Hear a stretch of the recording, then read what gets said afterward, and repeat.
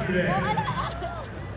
Now they'll take out this big damn long loader here with my buddy Jamie Coffin from JPS Excavating. And he spreads the needle past the car stack to give the hook and chain onto the other side of that. They told the driver to always make sure that they remain in the vehicle unless there is a safety issue for them to exit, because they hope that they can stand this back up and get things going again. Now that rollover came out of that incredible skills, as you can see, using that butt box, that tabletop, with the B&N Metals cars and the end of it, giving that lift and kicking up on the end.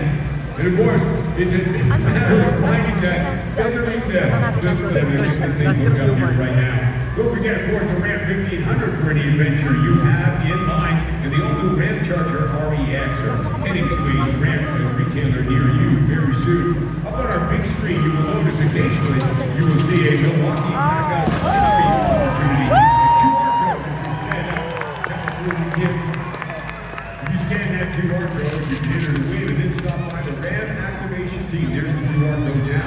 Just hold your camera up, scan, enter the win, then go and show the Ram activation team that